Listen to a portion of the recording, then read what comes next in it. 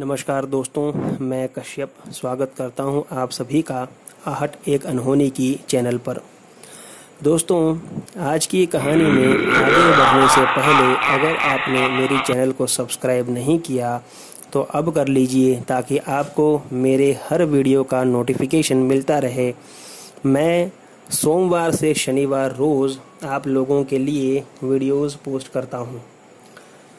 आगरा के मुगलाई राजघराने से ताल्लुक़ रखने वाले सलीम की एक हफ़्ता पहले ही शादी हुई थी। निकाह में काफ़ी लोग इकट्ठा हुए थे। सलीम और नुसरत शादी के तुरंत बाद हनीमून के लिए चले गए थे और हफ्ता भर घूमने के बाद घर वापस आए थे। जब नई बहू घर में सेट होने के लिए आई तब उसकी यानी कि नुसरत की सास ने उसे घर के कुछ कायदे बताए। सारे कायदे नुसरत को मंजूर थे क्योंकि वो कोई कड़क नियम थे ही नहीं, लेकिन एक नियम नुसरत को पसंद नहीं आया। लेकिन उसने उस वक्त अपनी सास से इस बारे में कुछ नहीं पूछा। वह नियम था कि घर में कोई भी जनाना इत्र नहीं लगाएगी और नुसरत को इत्र और डियो लगाने का यानी कि खुशबू का बहुत शौक़ था।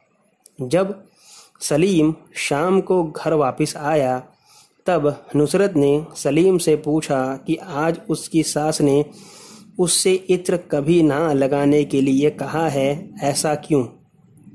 तब सलीम ने कहा कि अगर अम्मी कह रही है तो मत लगाओ, इसका कोई मकसद होगा।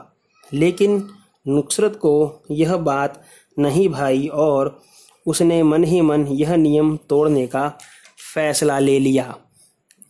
दूसरे ही दिन नहाने के बाद नुसरत ने अपने बालों में खुशबूदार तेल लगाया और इत्र भी अपने कपड़ों पर छिड़क लिया और जब वह तैयार होकर अपने कमरे से बाहर निकली तभी घर की नौकरानी भी नुसरत के ऊपर चिल्लाई कि यह क्या कर लिया बहुरानी आपने, अब तो आपको अल्लाह ही बचाए।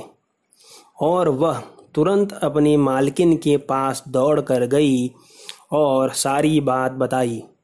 तब नुसरत की सास और नौकरानी दोनों दौड़ते हुए नुसरत के पास पहुँचे, लेकिन तब तक देर हो चुकी थी। नुसरत की सास ने जैसे ही उसके कमरे का दरवाज़ा खोला वह अंदर का नज़ारा देख कर ही अपने होश खो बैठी और ज़मीन पर बेहोश होकर गिर पड़ी। नौकरानी ने देखा कि नुसरत के बाल खौफनाक तरीके से नीचे की ओर लटक रहे थे और वह छत पर उल्टा होकर चल रही थी। यह नज़ारा देखकर नौकरानी भी कांप गई, लेकिन उसने अपनी मालकिन को संभाला और वहां से घसीट कर नीचे लेकर चली गई।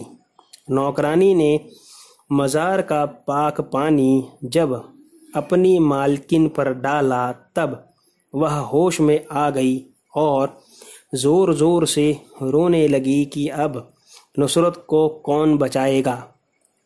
जब सलीम शाम को घर वापस आया तब सलीम को एक कमरे में ले जाकर नौकरानी ने सारी बात बताई।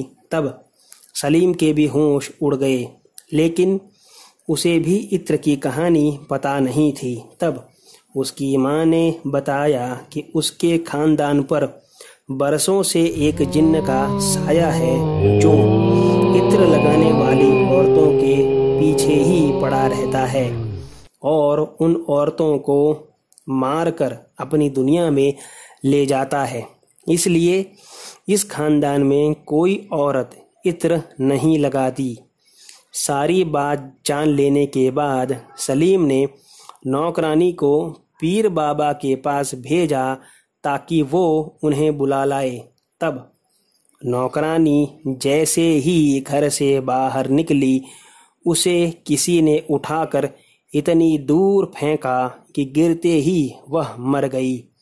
ये अपनी आंखों के सामने देखकर सलीम की माँ ने कहा कि बेटा, मैं तुझे ये पाक पानी देती हूँ, तू इसे लेकर जा और पीर बाबा को ले आ। तब तक मैं इसी कमरे में बंद रहूंगी और वह शैतान नुसरत को छोड़ मेरे पास नहीं आएगा। तब सलीम तुरंत मज़ार का पाक पानी लेकर पीर बाबा के पास गया और उन्हें सारी बात बताकर ले आया।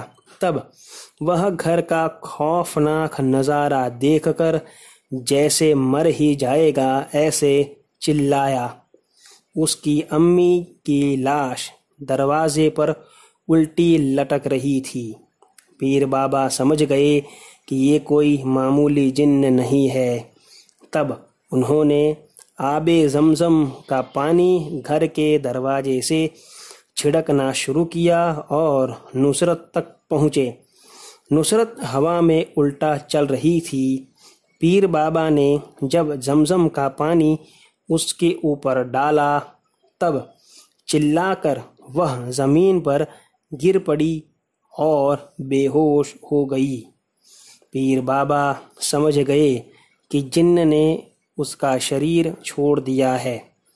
तब उन्होंने नुसरत को तावीज़ पहनाई और कहा कि यह तावीज़ अब तुम कभी भी अपने शरीर से अलग नहीं करोगी, और किया तो तुम्हारा भी वही हश्र होगा जो तुम्हारे घर की 2 औरतों का हुआ। काश तुमने उनकी बात मानी होती तो आज उन्हें अपनी जान ना गंवानी पड़ती। दोस्तों, इस हादसे के बाद सलीम और नुसरत आगरा छोड़ हैदराबाद चले गए, जहां आज उनके बच्चों के भी बच्चे हैं। तो दोस्तों, कैसी लगी आपको आज की कहानी? मुझे कमेंट बॉक्स में ज़रूर बताइएगा। तो मिलते हैं अगली कहानी में। तब तक stay home, stay safe. Thank you.